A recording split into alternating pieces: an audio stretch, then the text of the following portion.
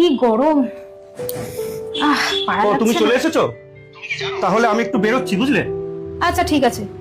বলছি শোনো না, তুমি কি আমার ফোনে 1000 টাকা পাঠিয়েছো? তোমার ফোনে 1000 টাকা? কই না তো। হ্যাঁ, একটু আগে আমার মেসেজ এসেছে যে 1000 টাকা ক্রেডিট হয়েছে। না, আমি তো পাঠাইনি তোমার ফোনে। তাহলে দেখো, কোনো বন্ধু বান্ধবের থেকে হয়তো টাকা পেতে সে হয়তো পাঠিয়েছে। কে আবার পাঠাবে কি জানি, মনে পড়ছে না। যাগ্গে যেই পাঠাক, ভালো হয়েছে আমার 1000 টাকা ক্রেডিট হয়েছে।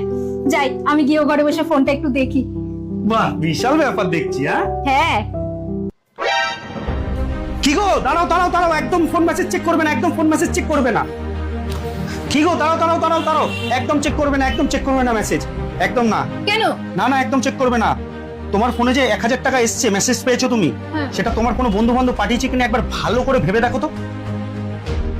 না, আমি তো কাউকে টাকা ধার দিইনি যে কেউ পাঠাবে আমাকে। ভালো করে ভেবে দেখো, যদি কারোর কথা মনে পড়ে যে হ্যাঁ এই মানুষটা আমাকে 1000 টাকা পাঠাতে পারে, তাহলে তাকে আগে একবার ফোন করে জিজ্ঞাসা করো পাঠিয়েছে কি, এমন কেউ মনে পড়ছে? না। তাহলে এটা তুমি অনেক বড় একটা স্ক্যামে ফেসে গেছো। আমাকে ফোনটা দাও। কি বলছো কি? হ্যাঁ, এই যে 1000 টাকা তোমাকে পাঠানো হয়েছে, এই যে মেসেজটা তুমি পেয়েছো, তোমার অ্যাকাউন্টে ক্রেডিট হয়েছে, এটা একটা নতুন ধরনের স্ক্যাম এখন বেরিয়েছে, যেটা অনেকের ফোনেই এরকম ধরনের মেসেজ আসছে। এটা তোমার ফোনে কোনো টাকা আসার মেসেজ নয়, এটা এক ধরনের স্ক্যামিং মেসেজ, যেখানে তোমাকে একটা উইথড্রলের রিকোয়েস্ট পাঠানো হয়েছে।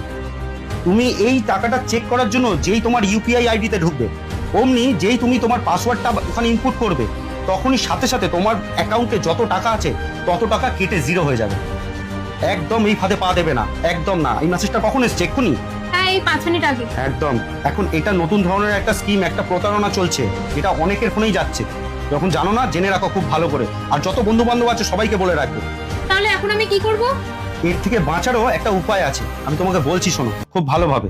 এই যে তোমার ফোনে মেসেজটা এসছে, যতক্ষণ এসছে তারপর থেকে মিনিমাম 15 মিনিটের মধ্যে এই মেসেজটা নিয়ে তুমি কোনো ঘাটাঘাটি করবে না, এটা চেক করবে না, ব্যালেন্সেও চেক করবে না, ঠিক আছে? যদি চেক করতেই হয় তাহলে ডাইরেক্ট ব্যাংকের অ্যাপসে গিয়ে চেক করবে, যে ব্যাংকে তোমার অ্যাকাউন্ট আছে।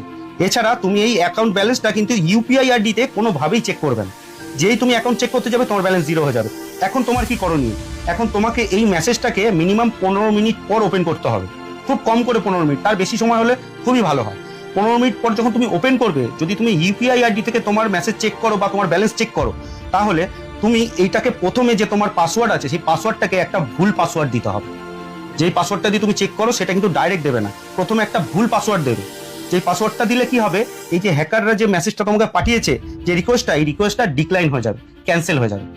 যখন হয়ে গেল, তারপর তুমি নতুন করে নিজের যে অরিজিনাল পাসওয়ার্ড আছে সেই পাসওয়ার্ডটা ইনপুট করে নিজের